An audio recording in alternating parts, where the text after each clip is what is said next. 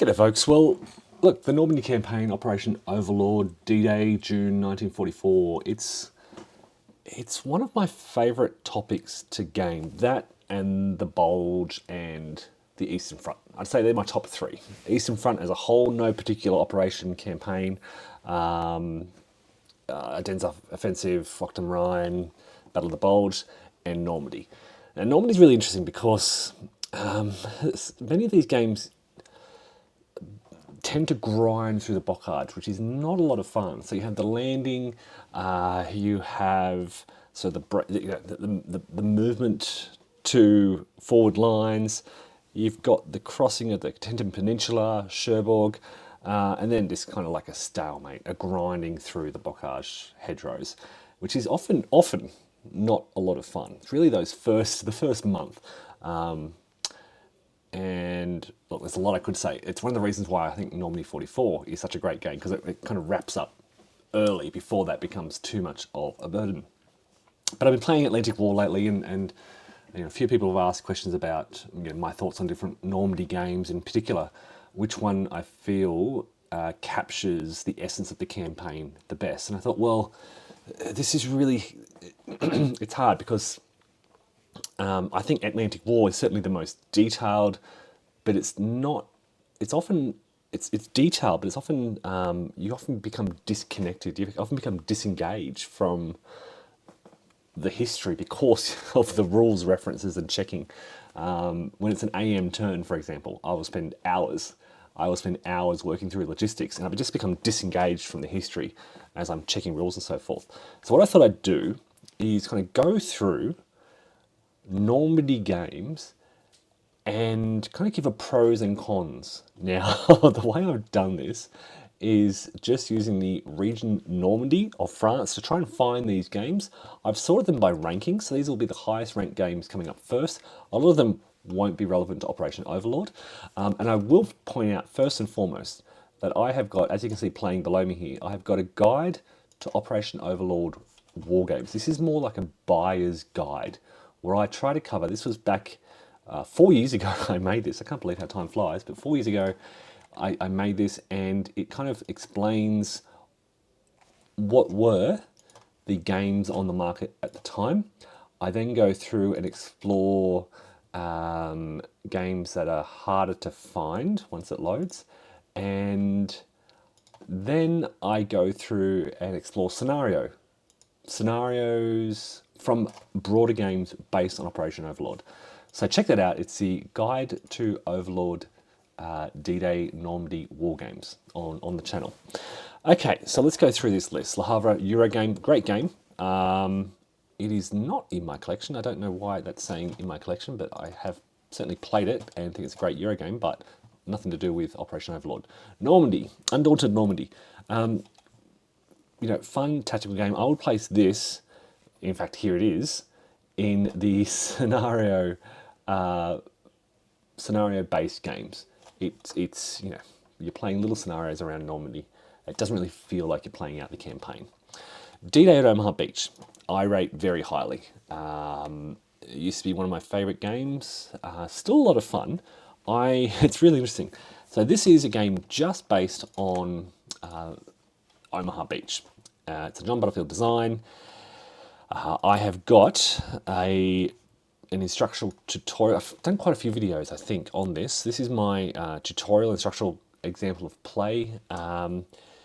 It is kind of a slow tactical invasion-based game.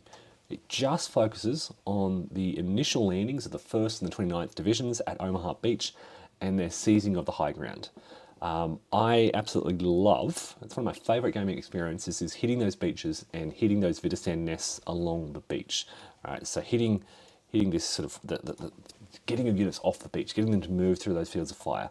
Once these units hit the high ground, you're doing a lot more activations with the Germans. It becomes similar to Enemy Action Ardennes, another John Butterfield design, where you've got to do the sort of if this then that calculating, figuring out where the Germans are moving to and what they're doing. In the early phases of the game, the Widerstands are static. They're just shooting into their fields of fire, and you're calculating their volume of fire, and you're moving to navigate through this and try and seize the draws off the beach.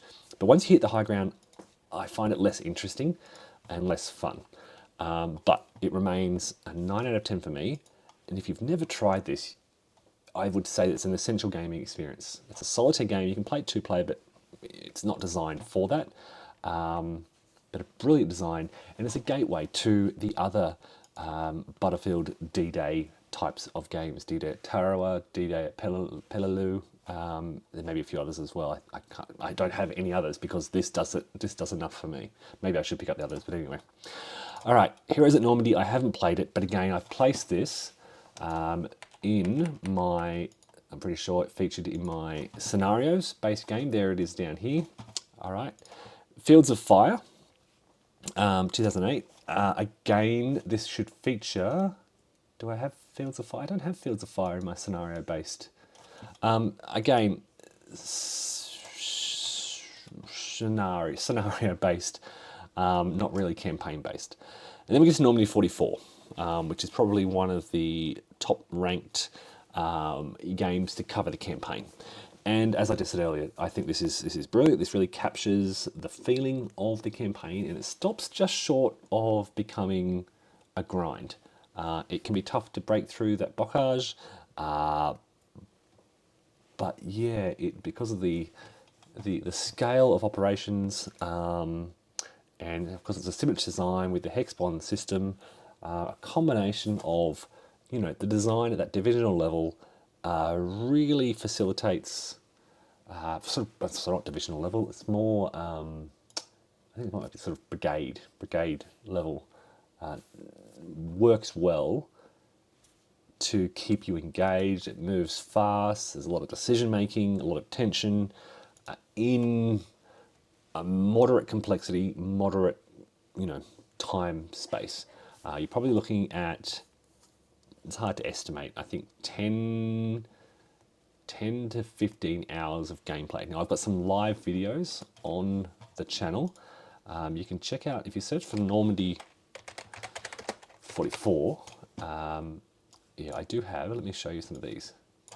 So Normandy 44 playthrough. So if I look at I've got a playlist here. So if I calculate all this, so 2, 3, 4, 5, 6, 7, 8, 9, 10.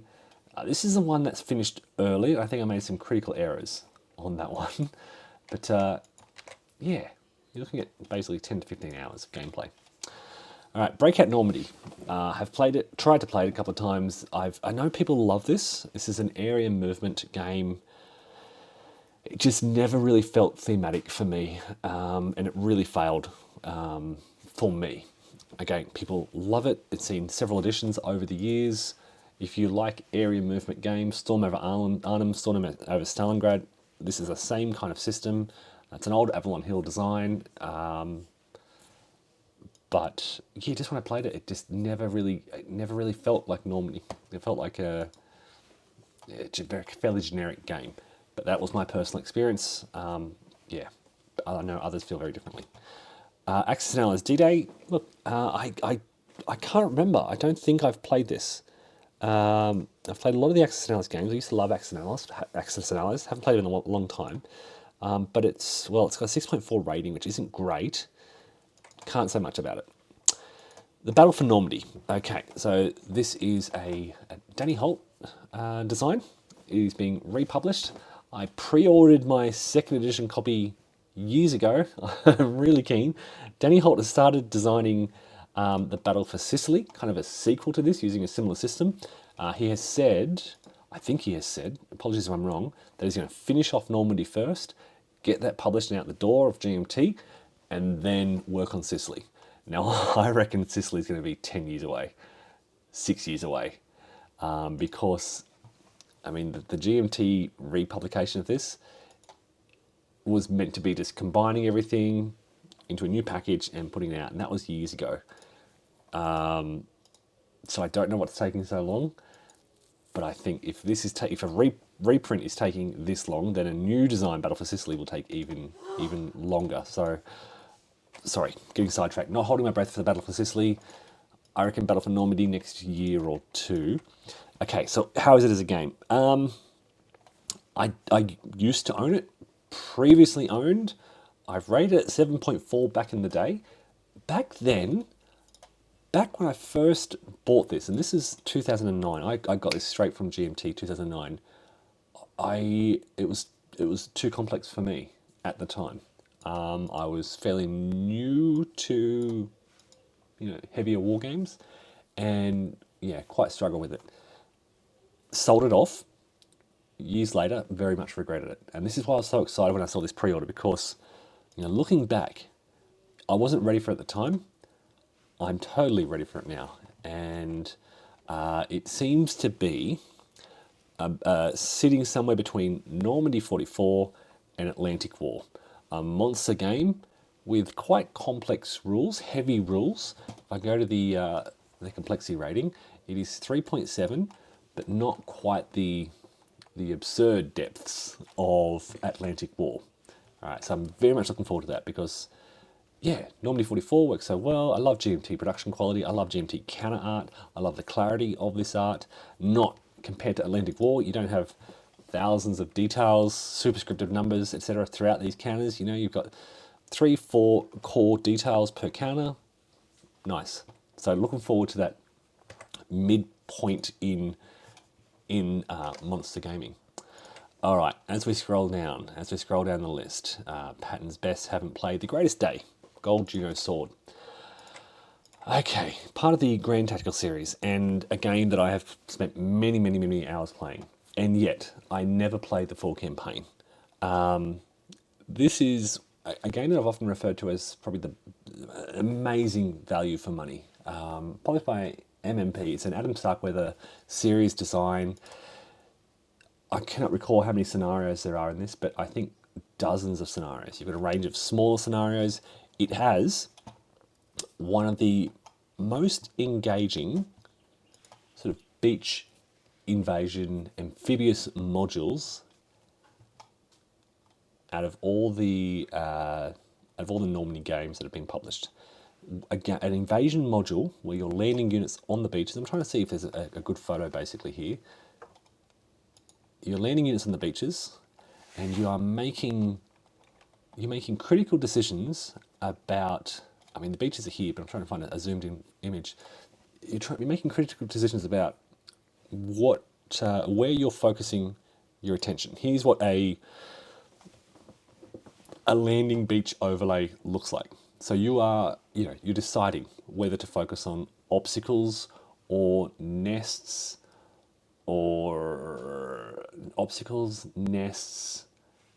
I think obstacles, nests, there's some other thing, there's another categories as well, which isn't showing up in this image. But yeah, you make decisions on what to do, and every beach is slightly different experiences on different beaches.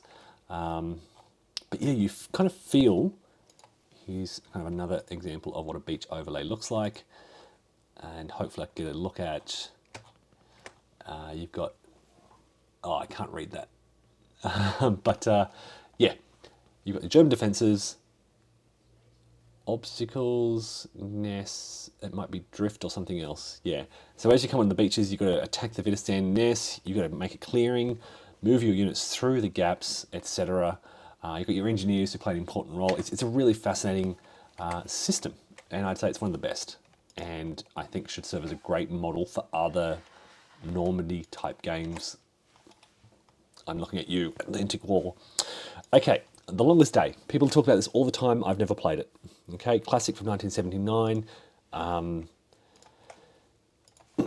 Yeah, people rave about it. Avalon Hill, classic, big. There we go. But as I said, I haven't played it, so I cannot comment on the quality of gameplay. The Dark Summer, Normandy 1944.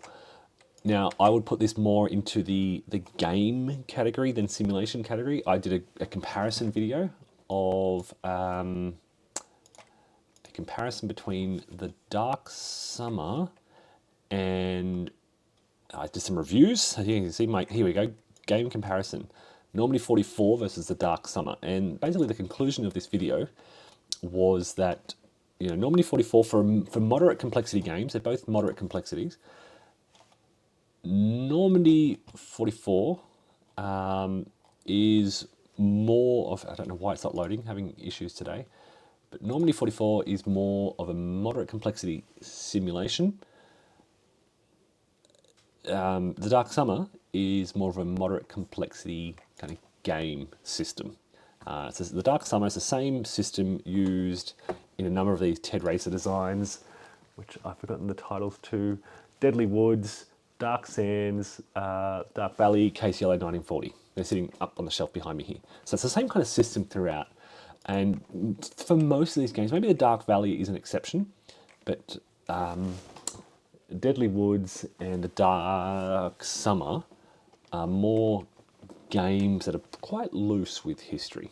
Okay, that's not. I don't mean that as a criticism. I mean that as just a recognition that they actually probably smoother, even smoother than Normandy 44, easy to play, more chaotic, chip draw activations, more uncertainty, and quite replayable. Easy to get back into compared to Normandy 44.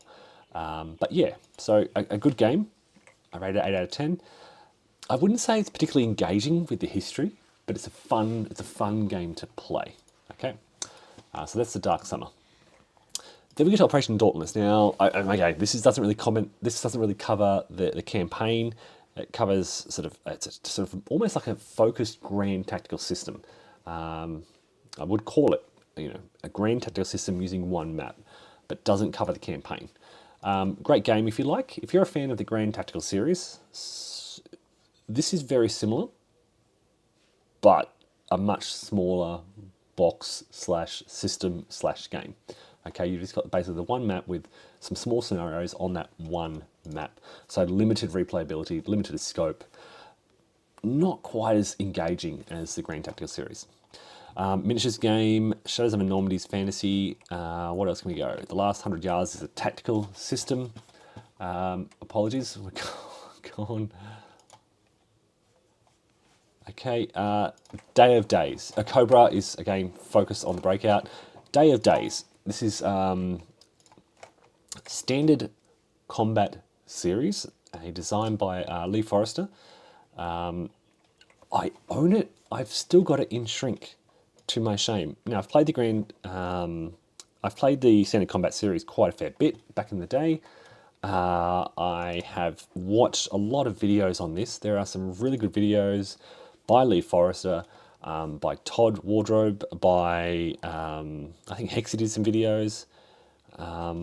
So yeah, I know a lot about it, but have never actually played it. I admit I'm not a huge fan of the map art. But yeah, I need to check this out. I need to make this the space to check out Day of Days. Full campaign, covers all the beaches, big footprint, kind of a monster game with the standard combat, moderate complexity rules. So, I kind of feel that this would be a step below. It's got 2.71, a step below the Battle for Normandy. Battle for Normandy is kind of like high complex, low to high complexity, but at the lower end of the high complexity monster game. This is kind of more moderate complexity, monster footprint, maybe high moderate because of the standard combat system. So that's Day of Days, a game that I need to check out. The Killing Ground. A lot of people ask about this. I just haven't played it. It is impossible to get. It ties in. So the Killing Ground covered the campaign from I think July to August. Okay, and then they expanded it with Overlord. This is New England Simulations. I have been told that they are reprinting it. You can see I've been checking out this, and I've gone to New England Simulations. I can't find much evidence of much work in progress. I'd love to know more. If anyone knows more about this reprint, let me know, because I would love to check this out. And again, there are some great videos. There's more online. Yeah, so these are Kev's videos and Mo, but there is others on YouTube that aren't actually on Board Game Geek. So search YouTube for the Killing Ground Overlord. There's some really good playthroughs. Okay. So yeah, I definitely need to check that out. All right, Fields of Normandy, Crowbar. Got that just above me here. It's focused on Point de Hoc. Great solo cooperative game. I've got a video on this where my kids loved it. My kids played Crowbar and said this is the best game we've ever played. It's Herman Lippmann's In Magnificent style of game. It's quite a few differences, but it's that kind of idea of push your luck. Okay, as we move down the list, Victory in Normandy, have never played it, quite old, 1992, know nothing about this at all. Special Ops Storm over Normandy. It looks like this is similar to a reprint of, yeah, it uses the area movement system. Surprised, I've never encountered this before. I know nothing about it, and haven't played it. All right, Storm over Normandy. Then we get to Atlantic War. Okay, this is the heaviest, the most complex, and look, it certainly has. It's the most complex, most detailed. It has moments where you are really closely engaged. You are breaking off. You're breaking off these. You're moving companies around at times on this massive map. You're managing your logistics. You're managing your fuel. You are really immersed in the detail of the campaign. You're allocating air power. You get your air allocation and you're figuring out whether or not you want to do ground interdiction or air supply or ground support. You've got your different types of ships off the coast, and you roll to see how actively they're engaged on a particular day. And you roll for level of engagement, and this adds naval gunfire support to your combat. You've got to ship your fuel over and allocate it to your different divisions to activate them and give them movement points. Ground interdiction is fascinating. The more air units you allocate to ground interdiction, and I'm just talking here about kind of the logistics side of things. That's before you even get into combat and the various factors that contribute to combat. So it can be really engaging. It can also be incredibly frustrating, as you may have seen from my recent rant, because you're dealing with 150 pages of rules. 80 pages for the system rules, another, I want to say 70 pages, 60, 70 pages they're literally right in front of me. 70 pages for the exclusive rules, plus the various other sheets and guides that you need to print off. And working through that, it's a huge journey. And even as you're playing it, constantly checking things, it can be disengaging. So you're taken away from the focus of Normandy, you're taken out of the theme to have to spend half an hour reading rules before you can get back into the game. So you're kind of like often stepping in and out of the experience, which can be, remove you from the history a fair bit. Okay. So that's, as I said, the most detailed. It can be the most engaging, but because of the rules, issues, and the complexity, I think it takes a long time before it's persistently engaging and you can roll smoothly. I'm getting to that point slowly. Can almost play through a full turn of a game day, a full game turn, without needing to consult the rules. France 1944, have not played it. Again, feel I should. A Mark Herman design at quite a grand strategic scale. So this is it was recently published, originally published back in 1986, recently republished by Compass Games in 2020. As I said, haven't played it, can't talk much about it. St. Lo is a focus game, Operation Commando, Pegasus Bridge, Panzerblitz Scenario, Cobra, Focus on the Break, Operation Cobra, Pocket Fillets. I'll go through these. Again, Focus Scenario, Tank and Tank, Overlord, I don't know much about. I believe this is on my out of print and hard to find list. Don't know much about it. John Hill, GDW. It looks to be sort of, quite a large scale, larger than Normandy 44. But cannot talk much about it. In terms of complexity, it is a 2.77 complexity. So yeah, hopefully that can shape your understanding. Night Drop Lightning D-Day is I've got this. This is a simple card game, quite interesting. It's a fun game. It takes 10 minutes to play. I can't believe it's rated 6 out of 10 because it's so quick and easy, and you know, it's a good filler. So if we finish a game early on an evening, 2-play game, and we want to play something quick, Lightning D-Day often comes out. It's part of a series of Lightning games. They're quite thematic. You've got the units that were based there. You've often got special rules for, you know, that situation. Yeah, good fun game. Not hugely thematically immersive, but yeah, quick card game nonetheless. Omaha Night Drop, June 44. Danny Holt from 2008. I know nothing about this. Published by DDH Games, and yeah, cannot say anything about this again. It looks to be quite a large scale. That was a playtest map, okay. But yeah, I know nothing about this, sorry.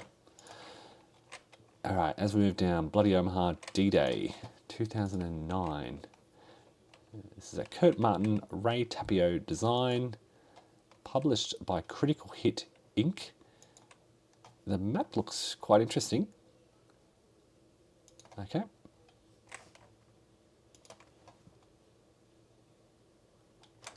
Cannot quite make out the locations on this map, so I don't know what we're looking at here. But part of Omaha Beach, I guess. But yeah, quite focused. The Normandy campaign, 1983. 6.4 rating, Ben Knight, Dennis Sister, GDW publication, again, quite a large scale, huge scale by the looks of it.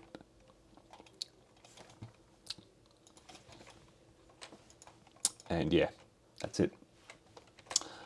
Okay, as we head over the page, are there any more here? We're going down the ratings now. We're looking at quite a low ranking. Bradley's D-Day. This was published in Against the Odds back in 2011. Mark Mahaffrey. Design, John Prados, Lembit Tova. Let's look at the map. It looks quite interesting, focusing on the American beaches. Again, haven't played it, don't own it, don't know much about it, but it does look quite interesting. This is kind of 82nd, and I'm guessing 101st Airborne up here, yep. And then the Utah Beach Landings. So fairly straightforward terrain by the looks of it, but you know, moderate scale, probably a bit more detailed than Normandy. I often use Normandy 44 as a benchmark because it's kind of right in the middle. It's, you know, you've got Atlantic Wall up one end, and you've got what would be a really light Lightning D-Day at the other. So yeah, Normandy 44 is kind of my benchmark point comparison. So more detailed scale, quite a heavy weight rating. That's one I may have to check out. There's quite a few I need to check out now. D-Day the Great Crusade from 2004, another Danny Holt design. Another quite low rating, published by Moments in History. So Danny Holt's got a few D-Day designs here. Yeah, this one seems to be in between the other couple I've looked at. All right. Paul Koenig's D-Day. Paul Koenig has a series of these small map simulations. I've got Monty's D-Day from 1995, Strategy and Tactics, I believe. Yeah, so this focuses on Gold Juno Sword maps. And look, I think we're reaching the limits of what I have played and what I know about. Again, a lot of scenario-based games. I'll check out one more page. Heroes of Normandy. Oh, D-Day Quad Deluxe. I do own this and have played it, and don't like it. It just, again, my personal experience, it just it's a fairly lightweight game that is just really chaotic and wild and didn't quite feel thematic for me. I personally had a bad experience with it. I've rated it 5 out of 10. I'm sorry if people who like it. yeah, I had really mixed feelings about this. I'm sorry. I probably should try. I need to try it more. I had it all. I kind of set it up, started playing it, and just soured on it quite quickly, without fairly giving it enough of a go. So it's still nearby somewhere up in my DG shelf, but look, and I've been thinking about it since. I need to try it again. Okay, scrolling down. Don't know much about any of these. Oh, Utah has only just come out recently. I don't own it. I'm kind of past my GTS gaming phase. I just because I never played the Greatest Day, because I never played that big map. Now, I've got Race Sebastone, which I still need to play more of. Played a lot of it, but I need to play more of it. I just felt I'm unlikely to ever play much of Utah. And I think we're pretty much... Oh, look, Death Ride Normandy, the Death Ride series. Check out Mark's channel. He's been playing this series through a lot. It's very tempting, but look, I looked at the prices and it is really expensive, and you need a lot. You need a lot of these. So you need to start with, I think, Point de Hoc before you play any of the others. This gives you the basic kind of system rules. And is it expansions? Yeah, so you've got Utah Beach, Sword Beach, all these other little components that add to it. But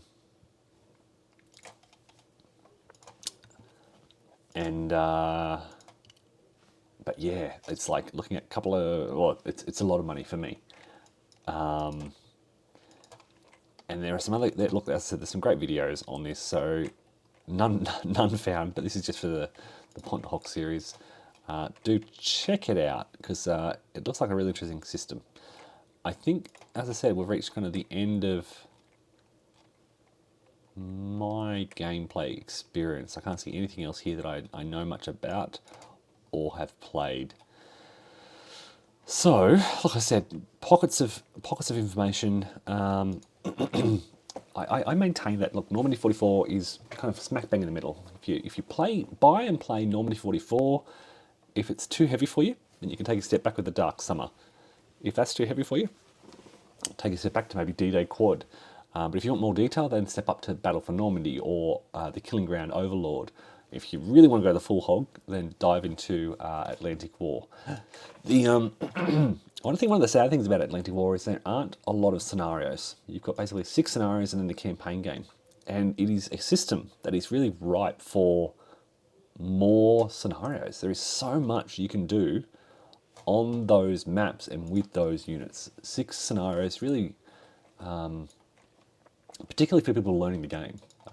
Having a greater diversity of scenarios could really help ease them into the system and create some really interesting situations that avoids the kind of airborne amphibious module.